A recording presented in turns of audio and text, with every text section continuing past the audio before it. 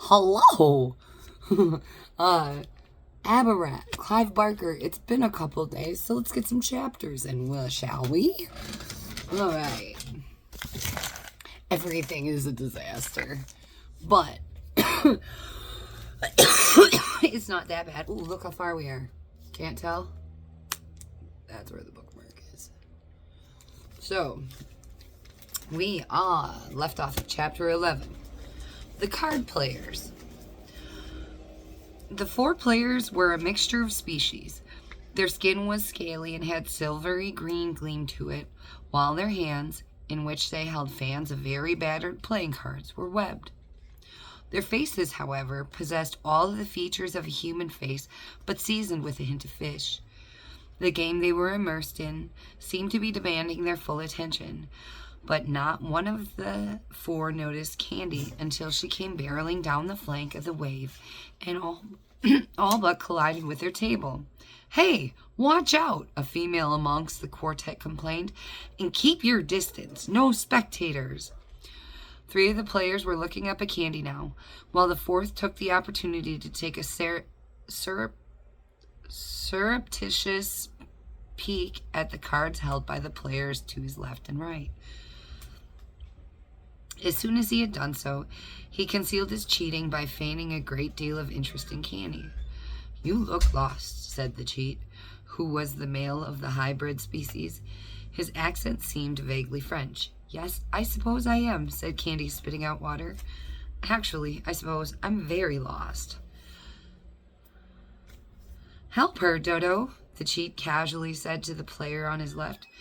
You're going to lose this game anyway." "How do you know?" It was a 4th player, a female, who offered up the answer. "Because you always lose, my dear," she said, patting his shoulder. "Now go help the girl." Dodo glanced at his hand of cards and, seeming to realize that he was indeed going to lose, tossed them down onto the table. "I don't see why we can't play water polo like everybody else," he complained, with more than a hint of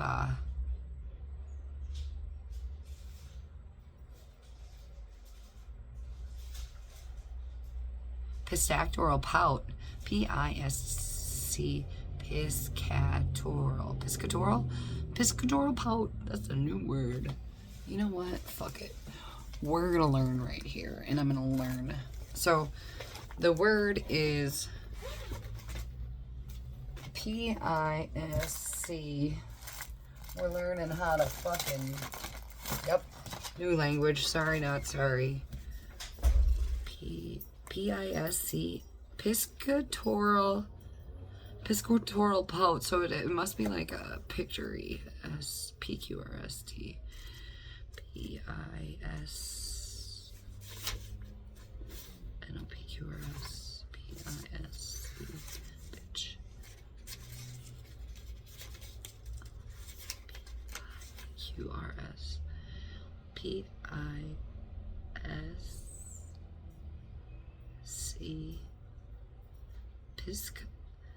Piscatorial. Well, that's weird. Of or relating to fishing. So, that's weird. "I don't see why we can't play water polo like everybody else," he complained, with more than a hint of piscatorial pout.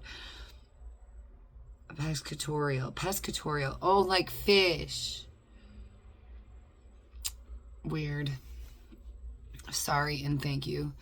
So, then he drained the liquor glass that was sitting on the table in front of him and did something that defied all expectation. He got up from the table and, using his enormous feet, he skipped over to the water to Candy, then squatted down again in the sea beside her. The smell of his breath was potent, and he seemed to have some difficulty fixing his focus on her. She was familiar with people in this condition, and it irritated her, but she was happier to have company in the water than to be alone. "I'm Dodo," the creature said. "Yes, I heard," Candy said. "I'm Candy Quackenbush." "You're from the hereafter, aren't you?" he said, as they bobbed up and down together. "Yes, I am."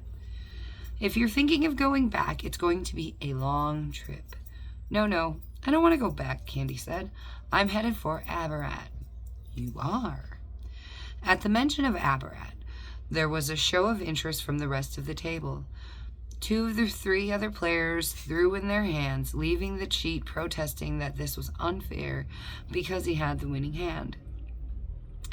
That's because you cheated, Pucks, one of the females said, and getting up in the same casual fashion as Dodo, skipped over to Candy. Unlike her partner, she was not drunk. Indeed, she studied the human visitor with a curious intensity, which put Candy in mind of the look Mischief had first given her. Are you, by any chance, responsible for this occurrence? Which occurrence would that be? Candy said. You are, aren't you? The female said. I'm Trapella, by the way. I'm very pleased. Yes, Trapella said impatiently. You called the Isabella, didn't you? Candy saw no reason not to tell the truth. Yes, she admitted. I called the sea. I didn't realize what I was doing when, again rather rudely, she was cut off. Yes, but why? It is forbidden. Oh, let the girl alone, Dodo said. No, but this is not to be taken lightly. The waters were never to go back to the hereafter. We all know that, so why? Look, said Candy, interrupting her questioner with the same curtness she'd received from Trapella. Can we have this conversation later? I have a friend somewhere in the sea, and I've lost him. Oh, lordy Lou, said Dodo. What's his name? Well, there's 8 of them. He had these brothers, and they live on his head, Dodo said, leaning closer to Candy, his eyes wide. Yes, you know him? That can only be John Mischief, Trapella said. Yes, that's him. At the mention of John Mischief's presence hereabouts, the remaining card players abandoned their table and skipped over to Candy. She had all their attention now. You know John Mischief? Trapella said. A little. He's a master criminal, Pucks chimed in. Wanted on several hours for grand larceny, and the Lord alone knows what else. Really? He didn't seem like a criminal to me. In fact, he was quite very polite.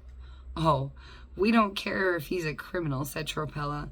The laws of the land aren't like the laws of the sea. We don't have courts and prisons. We don't have lots of thieves, because we don't have much to steal.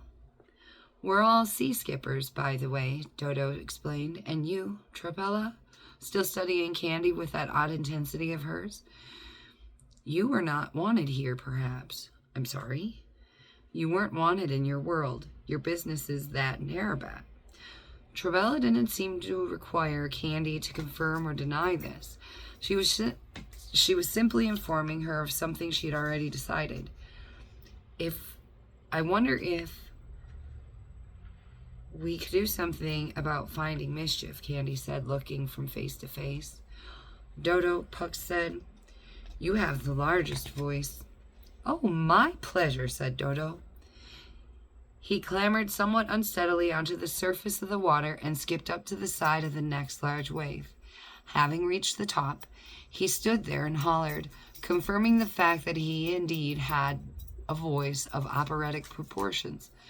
Mr. Mischief, he yelled, we have your girlfriend, and we will eat her in 2 minutes with a small side salad, unless you come here and save her. He grinned at Candy. Just kidding, he said. Well, Mr. Mischief, he yelled, where are you? He is joking, Candy said to Pucks. Oh yeah, said Pucks. We wouldn't eat an important person like you. Sometimes we'll take a sailor, but, he shrugged, so would you if you was always fish? Yellow fish, green fish, blue fish. Fish with funny little eyes that go pop in your mouth. It gets so boring eating fish. So yes, we eat a sailor now and then, but not you. We will see you safely to your destination. On that you may rely. Dodo was still hollering, running up waves like a man running down escalators so as to stay on the top. Hey, Mischief, we are very, very hungry. I think the jokes Candy was about to say over, but she never finished the sentence. Before she could do so, John Mischief erupted out of the water behind Dodo and grabbed him around the waist. Dodo toppled backwards, and the two of them flailed wildly in the water for half a minute, the brothers hollering all manner of threats, until Pucks and Tropella were able to skip over and bring the altercation to a halt. Hey, Dodo said, climbing back onto the water to retreat from furious Mischief. He held his webbed hands up, palms out, to keep his attacker at bay. It was a joke, a little joke. I was just trying to get your attention. We mean your cutie pie, no harm. I mean, what kind of fish folk do you think we are? Tell Candy. They've all been very kind to me, Candy confirmed. Nobody's laid a finger on me. The Johns were not convinced. They were all exchanging fiercely suspicious glances. If it was a joke, John Drowse said fiercely, then it was an extremely asinine joke. I would have drowned without their help, Candy said, attempting to cool the situation down. I swear. I was starting to panic. But you're right, Puck said. It was an embellished, stupid joke. So, please, in the name of peace, let us carry you both to ABARAT. The Isabella can be rough, and we would not wish to see two such significant personages drowned.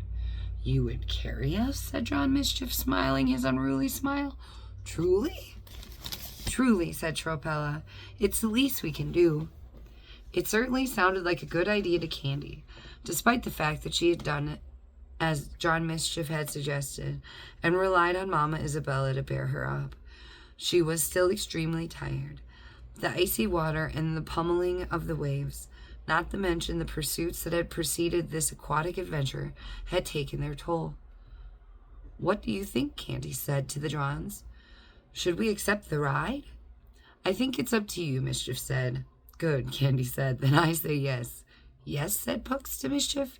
If the lady says yes, then yes it is, Mischief replied. Splendid, said the fourth card player. I'm Cocono, by the way, and I just want to say that it's a delight to meet Mr. Mischief. Tropella was right. We don't care about the law of the land. So they say you're a criminal. So what? You're a master. That's what counts. The Johns erupted into a chaotic din of denials and explanations at Cocono's little speech. Candy only caught fragments of their defenses in the uproar, but they sounded distinctly contradictory. She was very amused. Is it true, she said, laughing as the prostrations grew wilder. Are you the master criminals? Put it this way, John Slot began. Be careful now, John Moot warned his brother. We're not saints. So it is true, Candy replied. Mischief nodded. It's true, he conceded. You're in the company of 8 world-class thieves, he said. Not without a little touch of pride. Saints we are not. But then, said Dodo, who is? He thought on this, besides saints. With this matter settled, Candy and Mischief were each lifted up between two of the sea skippers, their legs propped up on the creature skipping ahead of them and supported by those skipping behind. Skipping them ahead of... If it wasn't for the most comfortable way to travel, it was certainly preferable to being immersed in the cold water in fear of drowning or being nibbled at by the great green masnags. Which island are you going to? Puck asked Candy. I don't know, she replied. This is my first visit. The sea skippers looked at the Johns for an answer. It was John Drowse who replied. I say we go to Yabadim Day, in the Straits of Dusk. There was a general consensus from the brothers. The Yabadim Day it is, Cocono announced. Wait, Candy said, don't forget your table. Oh, Mizza will find her way home, Cocono said. Mizza, a head with large, rather woe-begone features, and a square cranium almost as flat as the shell on which the sea skipper's cards and liquor glasses stood, appeared from the water. You want me to wait for you in Tasgamore? The creature said. Yes, please, Cocono said. It was nice playing with you, Dodo said, as always. Oh, think nothing of it, said the card table, and paddled off through the swell. Candy shook her head. For some reason, out of the back of her skull came the memory of her beloved Uncle Fred, her mother's elder brother, who had worked in a zoo in Chicago, cleaning up after the animals. Once, he'd been taking her around the place, pointing out his favorite animals, who are all oddities, the two-toed sloths, the anteaters, and the mules. If you ever doubted that God had a sense of humor, all you'd have to do is look at some of those guys, he remarked. Candy smiled at herself, picturing Uncle Fred's round, bald face, as he looked fondly down at her. No doubt the sight of the mizza, the floating card table, would have had him laughing until tears trickled down his face. What are you smiling at, lady? Mischief asked Candy. But before she had a chance to explain, the sea skipper took off at a breath-snatching speed, and they were on their way to Yavadem Day. And that concludes Chapter 11. We will pick up at Chapter 12, A Talk on the Tide. Whoop whoop. Have a great day.